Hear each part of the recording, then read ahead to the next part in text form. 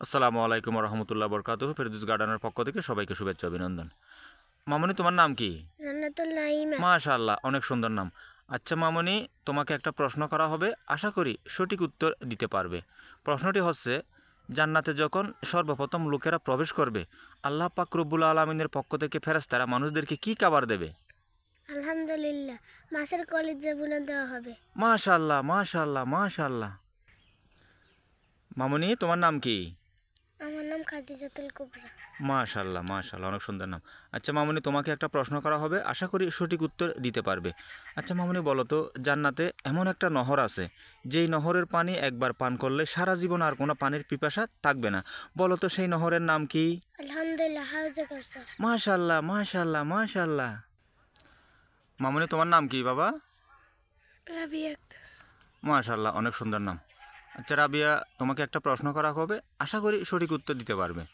আচ্ছা রাবিয়া, বলো তো, জান্নাতে জান্নাতীরা যখন বিভিন্ন রকমের পোশাক পরার আকাঙ্ক্ষা মনের মধ্যে তৈরি হবে, তখন একটা গাছের থেকে যেই রকম চাইবে, যতটা চাইবে অতটা পোশাক পাবে, এরকম একটা গাছ আছে, অর্থাৎ বৃক্ষ আছে। ওই বৃক্ষের নাম কি?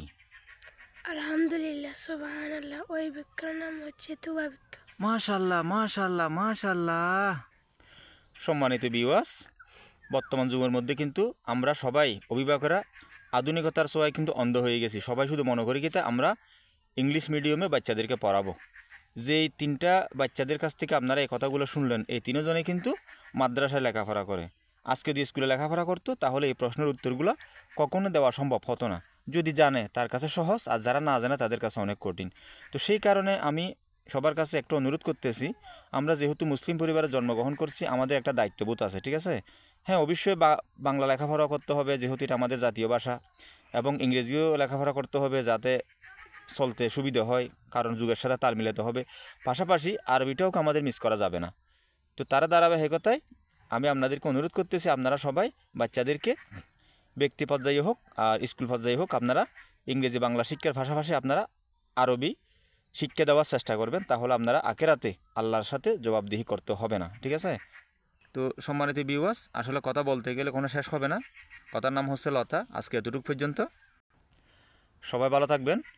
এই বাচ্চাগুলোর জন্য সবাই দোয়া করবেন, এরা যাতে আরও উপরের দিকে যেতে পারে এবং আরও ভালো ভালো জান্নাতের স্টোরি যাতে তাদের মুখের থেকে আমি শুনে আপনাদের জন্য ভিডিও আপলোড দিতে পারি। সবাই ভালো থাকবেন। আসসালামু আলাইকুম রহমতুল্লাহ বরকাতুহু।